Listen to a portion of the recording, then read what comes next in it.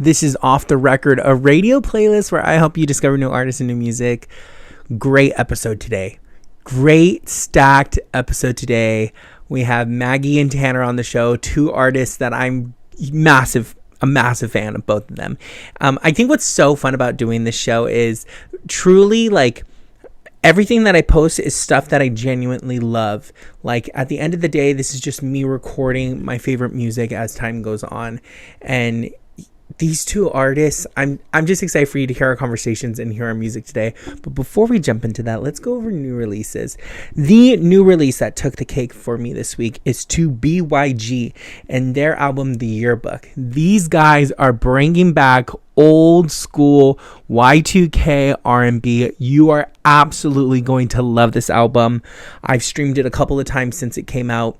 And if you miss that old school energy, this is what you need to be listening to. Sawyer Utah released his song Play With My Heart, and I saw him, he played guitar for one of the openers for Aiden Bissett. And then he came across my For You page, and incredible pop artist. I'm super excited to watch his rise as I just started following him. I'm gonna lean more in. I need to go through his entire discography. I haven't yet, but incredible single. And then Harry Strange, who I've been following for years and has been a part of my little universe before Off the Record. He released his newest single, All Right, and his music is so cinematic. It's like such a coming of age film when you listen to it, that if you've never experienced him before, I 100% recommend you go through his entire discography. And then for my country fans, There I Go by Vincent Mason was my favorite album to come out, country album I should say, to come out this week. It's just like right in the money. It has that dusty sound, but it's not like pop, or it's not like this like Morgan Wallen country rap. It's just like classic country is the best way to put it. So I hope you enjoy these new releases, and let's hop over into those interviews. Jesus Christ, boy, how did you... Welcome back to Off the Record, a radio playlist where I help you discover new artists and new music. We're here with probably one of the coolest people you'll ever meet. Maggie Koerner is here to talk about her newest album that just recently dropped, Upstate. I listened to it on Spotify. What was it, like 10, 15 minutes into New Music Friday that I messaged you, and I was like, this is crazy. Where have you been hiding? I've been here the whole time, baby. Gosh, incredible. I always like to start off by asking who your musical influences were growing up, and not so much like the artists you were discovering, but like growing up, who was playing music around you and what were they listening to? Growing up, I was obsessed with like the divas. Okay. Because I have this big voice inside of me for as long as I've been alive, as long as I've had memory, I've been singing. And so my first love was Tina Turner and Aretha. Your mama. Yeah, my mama. Tina Turner, Aretha Franklin, Celine Dion. I had a huge Celine Dion phase. Oh my gosh. Everyone has to go through one. It's like the greatest moment ever. What is your like go-to shower Celine song? 'Cause I'm young. Yeah, I love it. That's so cool. All right, well, let's talk a little bit about Upstate. What were your inspirations when you were putting this together? Because when I hear it in like the first 5 seconds, I'm like, oh, this is like in the world of like the Cranberries, Maisie Starr. Like, where did those influences come from? That's awesome that you heard that. So going back to like musical influences, right? The first question, which is, I eventually got into, when in my early teens, I discovered like the Lilith Fair women. Okay. Sheryl Crow, Sarah McLachlan, Patty Griffin. And I was like, oh, I'm a folk singer. I'm a folk singer songwriter. Patty Griffin helped me realize that, and like early Sheryl Crow and stuff. And then as I got a little older, I discovered like Radiohead and the indie rock, and like Kurt Cobain and Mazzy Star, like you said, and just that 90s alt rock, indie rock scene was just that sound. Oh my God, so influential. So when I went into I knew I wanted this album Upstate to be I wanted to serve the song. I didn't want to be a singer anymore. I wanted to just serve the song. So I knew I wanted the production to be that indie alt rocker, 90s alt rock sound combined with my roots, which is I'm a folk singer songwriter, and I love it. I come from the Delta blues, like Leadbelly, Skip James, you know, like, so just stepping into who the hell I am, you know? Yeah, that's really cool. What was it like when you were putting this track list together? Because they all stand out individually, but your entire album has such a synergy when you listen to it through. Okay, good. Yes, I'm glad you felt that. I've heard a couple other people tell me that too, and it's a whole other art form in itself. Yeah. The sequencing of an album, you know. Yeah. You also have to take into effect if you're going to do vinyl, which I'm doing vinyl. The album's okay. Put me down. So the album's 46 minutes long. So I decided to do four sides, 2 discs, Perfect. 4 sides. And so I had to take that into account when doing the sequencing. Yeah. But I really just wanted to take the listener on a journey, right? From the art, you know, the ebbs and flows. I didn't want it to just be an arc up and then an arc down. I wanted it to be like up, down, up, down. Yeah. And so I wanted it to start. I don't know why I thought Jesus Christ Boy, but I always just was like, that's the first one. And Aj, my co-producer, was like, that's wild that you have Jesus Christ Boy as the first one. But it works so wow. Sonically, it's so big at the end. And then, so like you have, you know, the more like the alt indie rocker sounding ones. And then I was like, okay, now we're going to go into Mississippi, which is like this rootsy neutral ground. My second album, Neutral Ground, this real just like Southern Delta bluesy sound. And then I wanted to get a little lighter and go into Belly of the Whale. And then it's like, okay, now we're coming back into this indie rock. So that's the first, like, right here. And now we're coming back up with Sarah's Farm.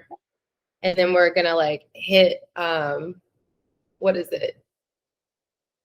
I don't know. Anyway, but yeah, the flow, you know, and like ending it, I knew that the end was going to be Keep Your Heroes Handsome, which is the instrumental. That's like this Zen. I wanted to leave the listener with this like, okay, now I'm going to sit with what I just listened with, you know? Yeah. And it ends so perfectly that way. Like, it's like the button on it is the best way to explain it. What was it like when you were writing this? Like, what was your writing process like, and how long did it kind of take you to put this one together? This is you want the short answer or the long answer? Give me the long. Okay, well, so my last album is called The Bartholomew Songs. Okay. And back in the day, pre-COVID, I got signed to the label and produced, and I had this big produced album called The Bartholomew Songs. COVID happened, I got dropped, the album got shelved. And I had to work really hard for years to get that album back and to be able to release it. And in the meantime, between, let's say, 2020 and now, I've been writing a song every day almost, you know? And like, so when it came time, I went through a lot emotionally. Like, I was paralyzed in fear after what I experienced. Yeah. For a bit. And I had to like kind of emotionally get over a lot of anxiety that I have in recording studios and in the recording booth. I would just choke up and my whole throat chakra would close. I couldn't sing. And so I had a lot of stuff I had to work through. So when it was time, I was like, I'm in such a joyous place. I did the unimaginable, which is I found joy in this again. Yeah. So I want to be surrounded by people that only bring me joy. And so that's like picking Ajay Kombelik. He is the co-producer. He is one of the funniest, most hilarious, just like positive, real motherfuckers I know. And I couldn't have asked for a better teammate than that, and all the players on the album. And so when it came time to like choosing the songs, I was like, these are the songs for this moment, because I have 100 songs. A catalog. Yeah. But I was like, these are the songs for this moment. And which was also really beautiful because it took the pressure off of it. Yeah. It's like, not like, okay, I have to choose my best songs because this is going to be the great album that's going to get me here. It's like, no, bitch, like, no expectations. It's catch and release. We are going to choose these songs that we're gravitating towards with these people in the room, and we're going to have fun doing it, and then we're going to release them and then move on. Catch, release. Like this, no expectations. Expectations are premeditated resentment. Yeah. Just have fun doing it and give it back to the world, you know? I love that. Is there a track that was like so close to being on it that got the chopping block? No. That's great. There was, in pre-production, there were 2 songs that I brought to Aj, and he just he didn't get it, or there was one that he just wasn't feeling, and there was another song that I was like embarrassed showing him. Really? And that's a telltale sign. You're like, that's when you know like the song is not there yet, or this is never gonna get there. So I just was like, never mind. Because I showed him, let's say, 15 songs.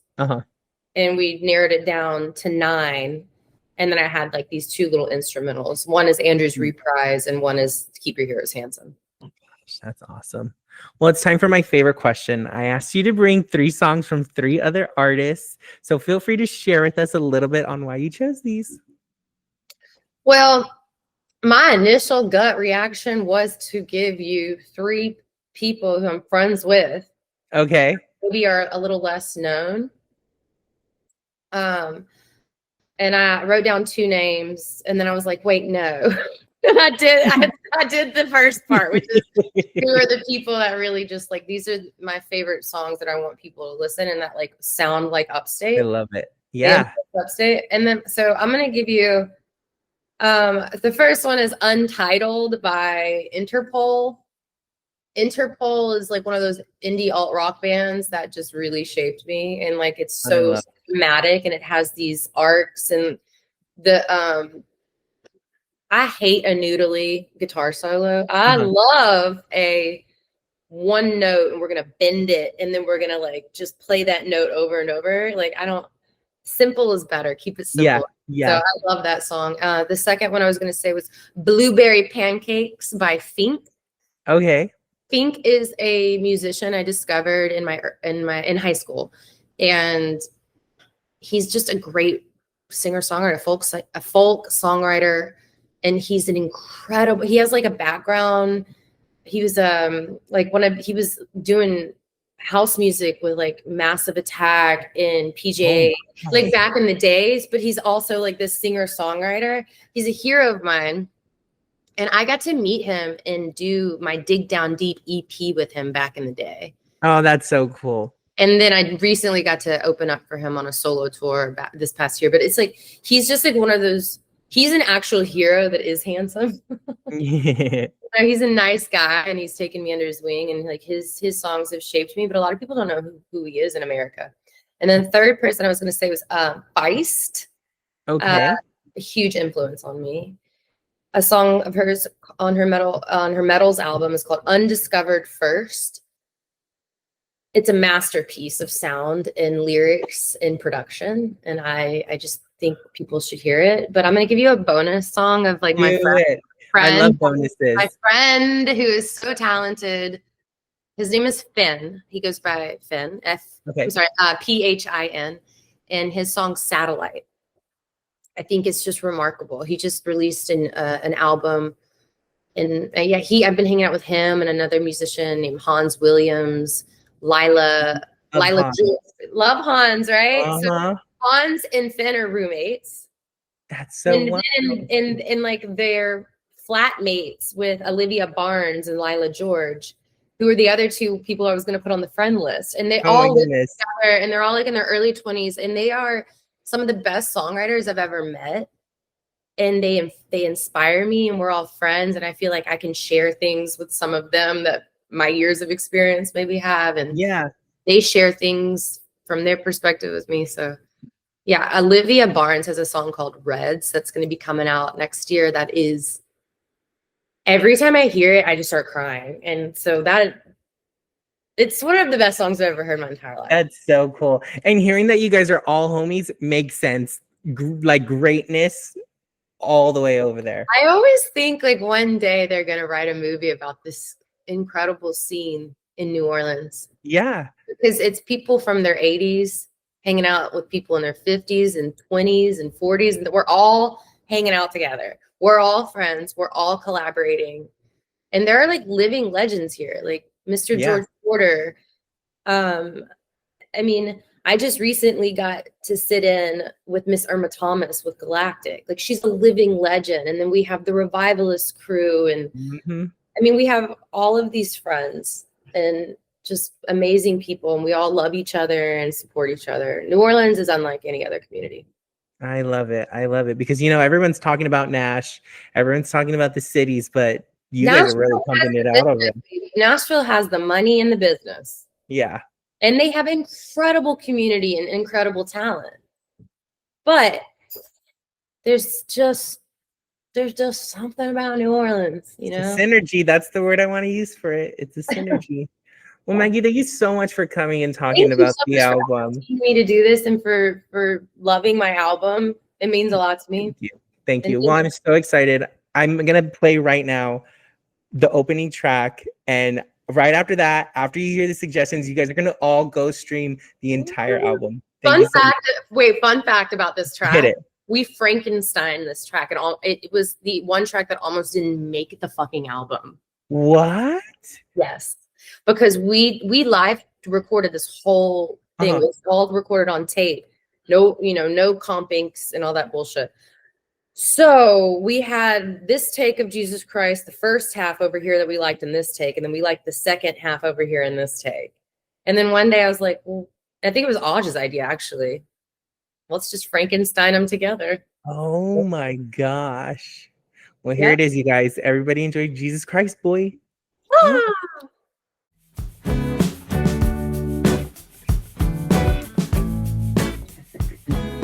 You're listening to Off the Record, a radio playlist where I help you discover new artists and new music. And today, this interview is a selfish one because I'm truly a fan of this artist.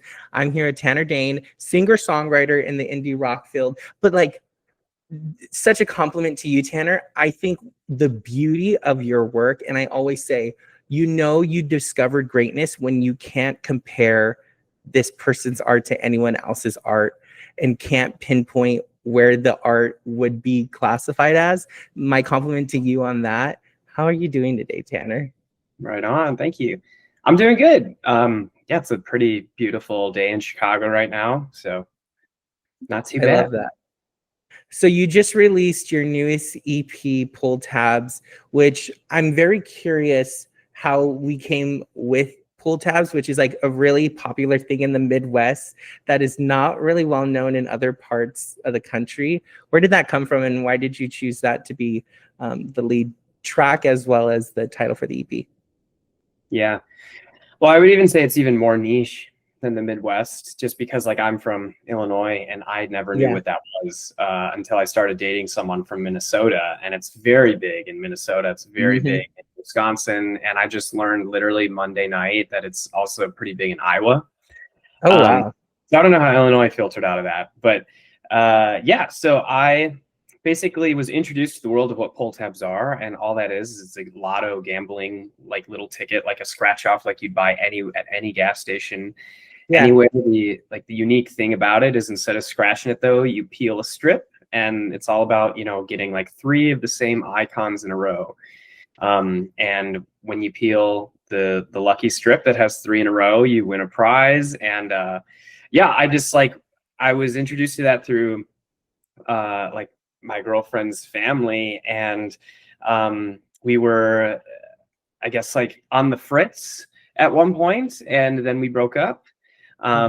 And I just remember, like, for some reason, it's sort of like within the first weeks of, you know, reflection within a tough breakup, that was something that kept like circulating in my mind as when I was thinking about like what had just happened and what it all meant, and like sort of like the similarities of like what, you know, you're gambling on this thing and life when you put yourself out there to be like in a vulnerable relationship, and then oftentimes it doesn't work out.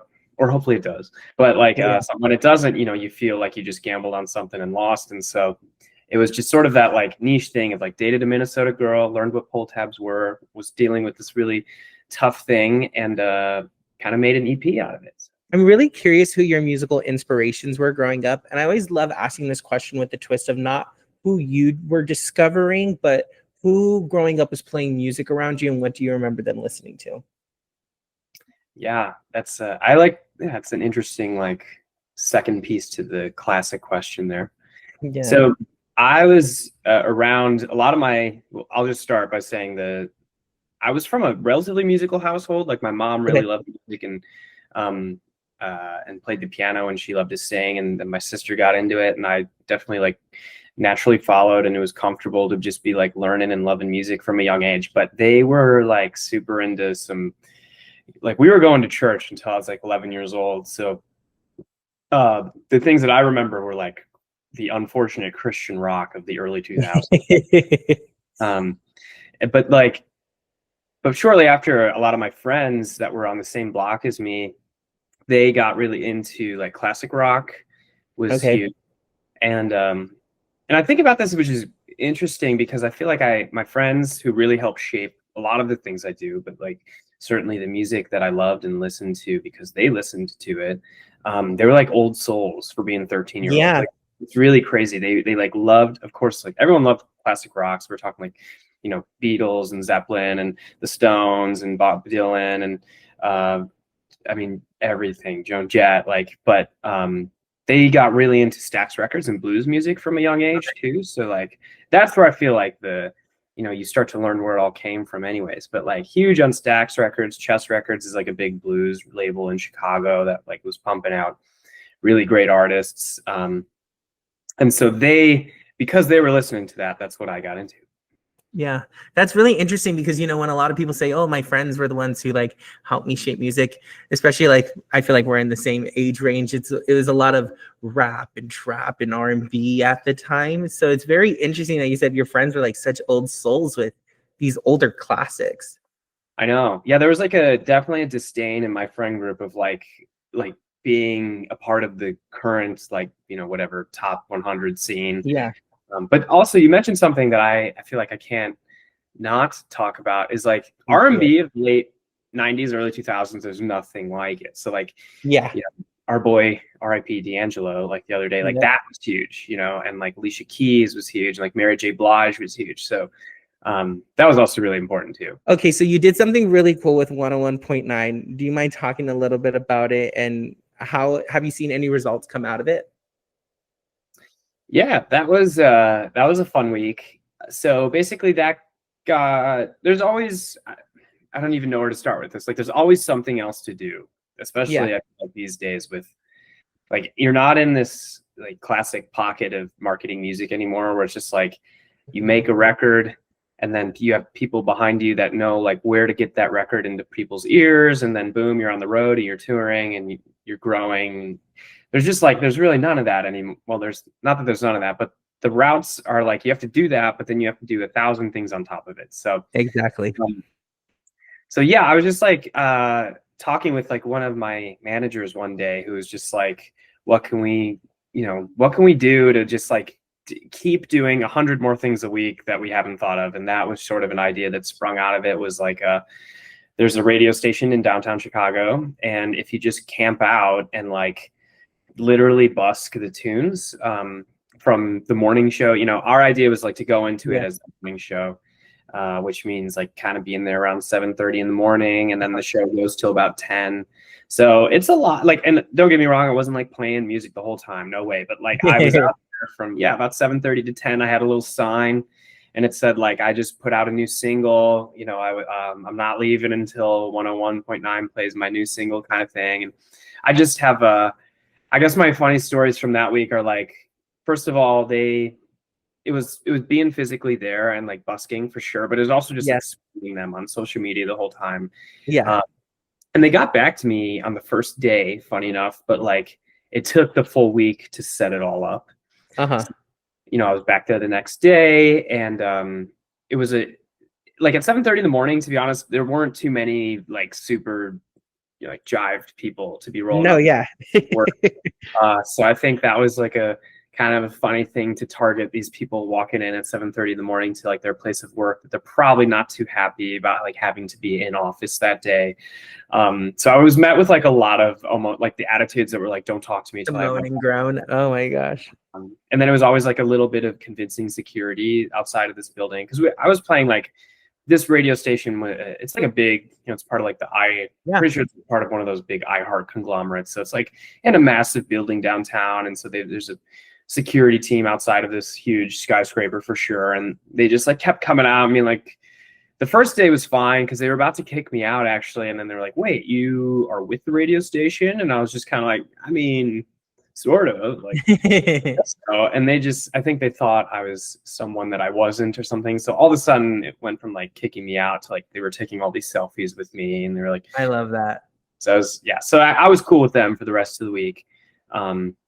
But yeah, eventually we got through the week and just kept showing up. And then on Friday, what had happened was they sent like their, some of their on-air members down. And they found me, and we just sort of did like an in-person interview right away and did some socials together, and sort of have set up now like a future plan of some hopeful like radio time. I want to talk a little bit about what it was like putting this track list together, and what are you hoping audiences take away after experiencing the EP as a whole? Yeah, I think I'll just start and say like this EP is just a reflection of personally where I was sort of at, definitely like this time last year. And it's just 4 tunes. So I think it's hard to like, an EP can like next to an album, like I'll always think albums are just a little better. It just like gives you a couple more songs and a little bit more time to like flesh out the full, usually like the full project and the ideas and everything you're trying to like tie in. But with just 4 tunes, what I went for was like I was in a place of a lot of like self-reflection of like where I've been at as like a partner, and like where, if I'm being honest, like a lot of people I feel, I'll just speak for myself, like don't have like very honest in the mirror conversations with themselves about anything that's less than positive. And so it was kind of a bit of like trying to open that space up a bit and be a little bit more, I won't like not self-deprecating, but just honest about like not only the good that comes out in yourself and that people might see. And then it's a breakup album as well, as mixed with like some well, that's not even true, because there is a tune on there that's supposed to be like the roller coaster effect of what relationships in general are, and then what breakups are. And so there's a very happy tune on there that's kind of rare for my like my catalog. I do a lot of like any artist finds a lot of comfort in like writing from more painful places. So it's tough to be like to put out and especially feel authentic about it, like a really happy tune, at least in my opinion. But I really try my best to like, I actually wrote most of the song before the breakup, and then I went back to it, revisited it, and like, fine-tooth combed it, if you will. And like, so it's a bit of, a record that's just supposed to hopefully be relatable to anyone who's like riding the highs and the lows of, it doesn't have to be an intimate relationship, but friendships. And, I do think that there's a theme that I really did try and lean into, and if people catch it, great, but it's like all about the gamble of, intimate relationships, and when you put yourself out there, and how it's just like, you're just peeling back layers, like you peel back the strips of a lotto ticket, hoping for something better, hoping to remain, in a comfortable state, or always, I guess, seeking more, but it's not necessarily seeking more through like the most, I guess, like the coolest parts of relationships are just the friendships and like the human connection you build, but you often seek it through, pumping money into it, or like whatever, I guess, gambling on something that you're never, ever going to end up getting to anyways. So if you catch that in lyrics, great, cool. Well, it's time for my favorite question. I asked you to bring 3 songs from 3 other artists, and feel free to share with us a little bit of why you chose these songs. Totally. So what we talked about earlier was like a lot of people will either like bring their homies into the conversation and be like, this is what you be put onto in Chicago or whatever. And I have, I'm gonna kind of meet halfway with that, I think. And just like the things that are really on repeat and mean a lot to me right now that I shout out aren't necessarily like, I mean, my friends make incredible music and I try and put them on as much as I can, but meeting halfway. So I play a lot of shows these days, and I'll either play a lot of shows as myself in my band, or I have another band here in Chicago called Holly, and we play a lot of shows, or whether it's headlining, supporting, whatever. So I do a lot of supporting shows these days. And the other day I got to support and play with one of my most listened to artists, I think, of 2023. Wow. Like really going hard for Barty Strange, and he has a song that he put out called Heavy Heart that like I just think everyone should should take a listen to if they can. It's a really great song. He's a incredible storyteller in his lyricism, and I think same thing you just mentioned of like even the grit, the like soul, the emotive parts of voices, that like it's great if you could say the thing, but it's also important how you sound when you say it, so you make the listener just like have that extra ounce of like what you're trying to get across. And he's great at that too. He's also great to like play live, and you can feel what he's trying to capture when he plays live too. So that I have to mention. This next artist is just someone that I've like kind of always had as like a comfort artist to fall back on when I'm like not necessarily even looking for inspiration, but just like looking to get out of a funk, or like music, like comfort music in the background too, that while I'm doing my daily things. But Georgia Smith, I don't know if you listen to Georgia Smith. Oh, love Georgia Smith. Yeah. So I mean, we'll just shout out like Teenage Fantasy. Like that is I have a sneaky idea actually of like trying to do a little cover of that. And so that has been on my mind lately. But yeah, Georgia Smith for sure. And then there's a band that I have really, really loved as well over the years. And like they just, even like I showered this morning, and they're just like constantly like on every playlist of mine. And I can't help but like sing along or like come up with production ideas outside of it all. And it's not necessarily even like I say these artists, and I definitely draw music inspiration from them all, but also it's not even about that. It's like I don't need to try and emulate any of these people. I just respect what they do. And this group is called Howdy. I haven't heard of them. Yeah, they spell their W is actually 2 V's, so it's HOVVDY. Yeah, I think like the song Gene or like True Love by them is top tier. I love that. Well, Tanner, thank you so much for coming and chatting with me again. Incredible EP. I'm super excited for folks to get their hands on it. Not just like now, but I'm excited to see what happens down the road for you. I'm excited to see the progression for you. But for now, I hope everybody enjoys my favorite track. Basically, the prime example of everything we've talked about here. Gotta Love Somebody.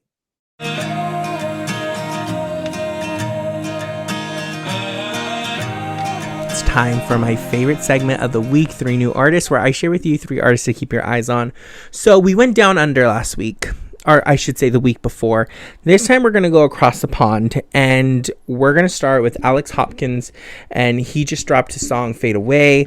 And if you're looking for something that has like the Sam Fender vibe, this guy is it. It's that like rocky pop energy. It kind of has like this Rain Me In tone, if that makes sense. And then talking about pop, if you were a fan of Coin before they split up, Cozy Joe just released a track on Friday, Skint, ! Definitely right up that pop atmosphere that I think you're gonna like. And then I just this week shared my buddy George, who always is sending me new music recommendations. If it wasn't for him, I wouldn't have even interviewed or had known of artists like Nick Mobin and all of those guys. But he just shared this artist with me, Felix Ross. He has this like poppy, super poppy Ed Sheeran sound, but he just released a new track called Man Up that I really enjoy. And if George always sends over great artists. So I say you hop on over to his page, check out all the incredible artists that he shares on his own. Truly, like, the beauty of doing off the record is the word of mouth. Truly. It's like, oh, have you heard of this artist though? Oh, have you heard of this artist though? That's what I love about doing all this. But yeah, that's this week's episode. I hope you enjoyed it, and I will see you all next week. Bye.